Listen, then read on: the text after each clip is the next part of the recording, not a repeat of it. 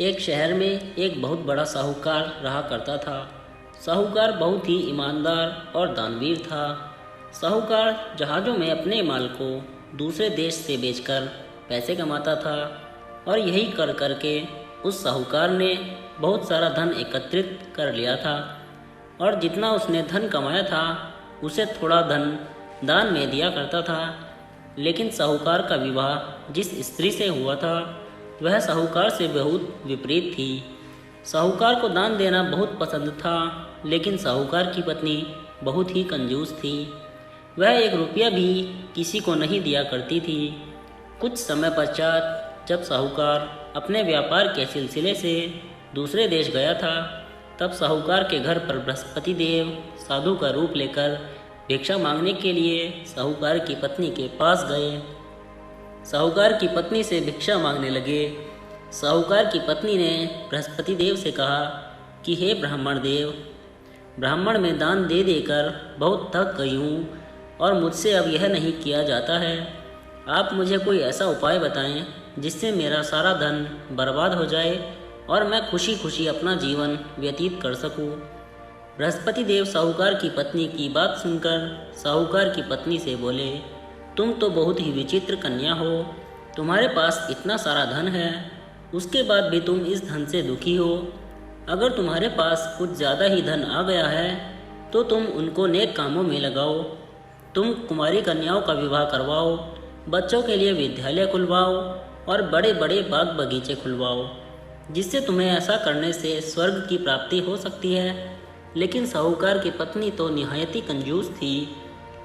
उसने बृहस्पति देव की बात को अस्वीकार किया और कहने लगी, मैं अपना धन किसी को नहीं दूंगी। बृहस्पति देव ने साहूकार की पत्नी से कहा कि अगर तुम्हारी यही मनोकामना है तो तुम एक काम करना, तुम 7 बृहस्पतिवार को अपने घर को गोबर से लीपना, अपने बालों को पीली मिट्टी से धोना और बाल धोते समय स्नान करना, साहूकार से अपनी हजामत करवाना और अपने घर में मांस का सेवन करना और अपने कपड़े धोना। ऐसे करने से तुम्हारे सारा धन समाप्त हो जाएगा और तुम अपना जीवन खुशी खुशी व्यतीत कर पाओगी। साहूकार की पत्नी ने बृहस्पति देव की बात मानकर सारे कार्य करने लगी जो जो बृहस्पति देव ने साहूकार की पत्नी से करने के लिए कहे थे। जैसे ही मात्र 3 गुरुवार ही हुए थे, साहूकार के पास सारा धन समाप्त हो गया और 3 दिन में ही साहूकार की पत्नी मर गई। जब साहूकार दूसरे देश से वापस अपने घर आया तब उसने देखा कि उसके घर में तो सब कुछ बर्बाद हो चुका है। उसके पास 1 भी रुपया नहीं बचे हैं और उसके बच्चे बहुत ज़ोर ज़ोर से रो रहे हैं।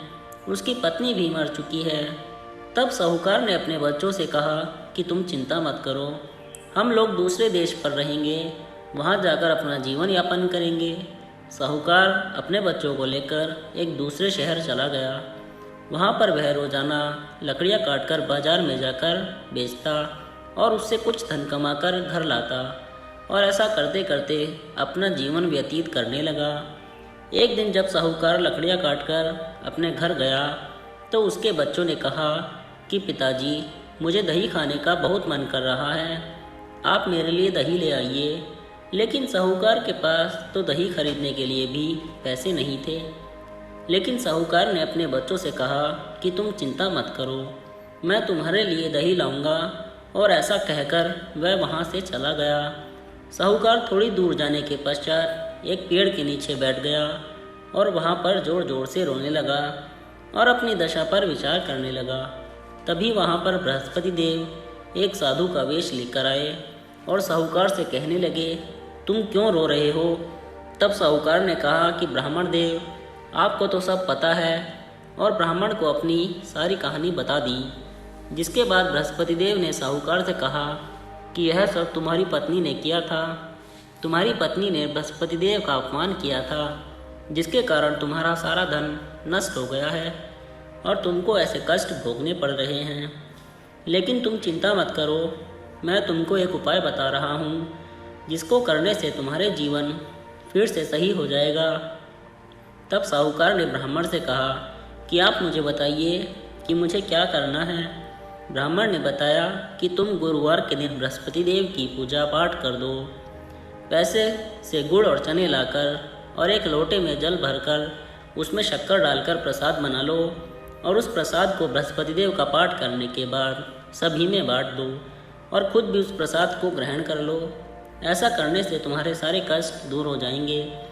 लेकिन तब साहूकार ने ब्राह्मण से कहा कि ब्राह्मण देव, मेरे पास तो इतने रुपये भी नहीं हैं कि मैं अपने बच्चों को दही खिला सकूं, तो मैं यह पूजा की सामग्री कहाँ से लाऊंगा। तब ब्राह्मण ने कहा कि तुम चिंता मत करो, तुम अपनी लकड़ियाँ काटकर शहर में जाकर बेचो, जिससे तुम्हें पहले से कई गुना ज़्यादा पैसे मिलेंगे। तुम उन पैसों से सब कुछ कर सकते हो। जिसके बाद साहूकार ने ब्राह्मण देव की बात मानकर लकड़ियाँ काटने के लिए निकल गया। लकड़ियाँ काटकर साहूकार बाजार में जाकर लकड़ियों को चौगुनी दामों पर बेच दिया और दही लेकर अपने घर चला गया। फिर साहूकार ने गुरुवार के दिन गुड़ और चना खरीदकर बृहस्पति देव की पूजा की और उनकी कथा सुनी तथा प्रसाद को सभी में बांटा। लेकिन अगले ही गुरुवार को साहूकार बृहस्पति देव की पूजा करना पाठ भूल गया, जिससे बृहस्पति देव साहूकार से बहुत नाराज हो गए। एक दिन शहर के राजा ने अपने महल में एक बहुत बड़े यज्ञ का आयोजन किया था और उसके लिए शहर के सभी लोगों को भोजन पर आमंत्रित किया था। सभी लोग राजा के यहाँ भोजन करके समय से चले गए थे, लेकिन साहूकार और उसकी बेटी राजा के घर देरी से पहुँचे। तो राजा ने साहूकार और उसकी बेटी को अपने महल के अंदर ले जाकर भोजन ग्रहण करवाया। उसी समय अचानक से रानी का हार कहीं खो गया था, तो रानी को पूरा शक साहूकार और उसकी बेटी पर हुआ, जिसके लिए रानी ने राजा से कहा कि यह साहूकार और उसकी बेटी ने मेरा हार चुराया है। राजा ने साहूकार और उसकी बेटी को जेल में बंद करवा दिया। साहूकार और उसकी बेटी जेल में बंद होकर बहुत रोने लगे। तभी साहूकार ने बृहस्पति देव का आवाहन किया। बृहस्पति देव साहूकार के आह्वान करते ही वहाँ प्रकट हो गए और उन्होंने साहूकार को बताया कि तुमने यह गलती की थी, जिसकी वजह से तुमको यह सब भोगना पड़ता है। बृहस्पति देव ने कहा कि तुम्हें जेल के बाहर दरवाजे पर 2 रुपये पड़े मिलेंगे, जिससे तुम किसी से भी गुड़ और मुनक्का मंगवा कर बृहस्पति देव की पूजा करना, जिससे सब कुछ ठीक हो जाएगा। ऐसा कहकर बृहस्पति देव वहाँ से अंतर्ध्यान हो गए और उनके कहे अनुसार साहूकार को दरवाजे पर 2 रुपये पड़े मिले, जिससे उसने जेल के बाहर जा रही महिला से कहा कि तुम मेरे लिए गुड़ और मुनक्का ला सकती हो, मुझे बृहस्पति देव की पूजा करनी है। लेकिन उस महिला ने मना कर दिया और कहने लगी, मैं अपनी बहू के लिए गहने लेकर जा रही हूँ, मेरे पास अभी समय नहीं है। और ऐसा कहकर वह स्त्री वहाँ से चली गई। जिसके बाद एक दूसरी महिला वहाँ से जा रही थी। साहूकार ने उस महिला से कहा कि तुम मेरे लिए गुड़ और चना ला सकती हो, मुझे बृहस्पति देव की पूजा करनी है। उस महिला ने साहूकार से कहा कि मैं अपने पुत्र के लिए कफन लेने जा रही थी, लेकिन मैं तुम्हारा यह काम अवश्य करूँगी। जिसके बाद वह महिला साहूकार से पैसे लेकर साहूकार के लिए गुड़ और चना लेने के लिए बाजार चली गई। गुड़ चना लेकर जब वह महिला साहूकार के पास आई तो साहूकार ने बृहस्पति देव की पूजा करना शुरू कर दिया और कथा कहना शुरू कर दिया। उस महिला ने भी बृहस्पति देव की कथा सुनी और कथा समाप्त होने के बाद साहूकार ने सभी को प्रसाद दिया। प्रसाद लेकर गई महिला अपने मरे हुए बेटे के पास जाने लगी। वहाँ पर सभी लोग उसके बेटे को शमशान ले जाने के लिए तैयार थे। तभी उस महिला ने साहूकार के दिए हुए प्रसाद को अपने बेटे के मुंह में डाल दिया।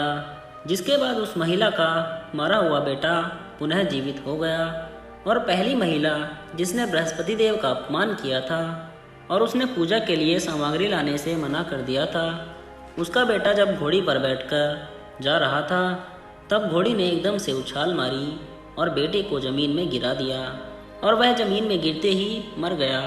जिसके बाद महिला ज़ोर ज़ोर से रोने लगी और उसको अपनी गलती का आभास हो गया। उसने तुरंत जेल में जाकर साहूकार के साथ बृहस्पति देव की पूजा की और साहूकार ने पूजा के बाद उस महिला को प्रसाद दिया। उसने प्रसाद को अपने बेटे के मुंह में डाल दिया तो प्रसाद को खाकर उसका बेटा तुरंत जीवित हो गया। एक दिन बृहस्पति देव राजा के सपने में आए और कहने लगे, तुमने जिस साहूकार और उसकी पुत्री को जेल में बंद किया है वह निर्दोष हैं, उनको तुरंत छोड़ दो। जिसके बाद राजा ने साहूकार और उसकी पुत्री को जेल से रिहा कर दिया और बृहस्पति देव की पूजा करने से साहूकार की सारी कठिनाइयाँ दूर हो गई। वह दोबारा से अमीर हो गया और खुशी खुशी अपना जीवन व्यतीत करने लगा।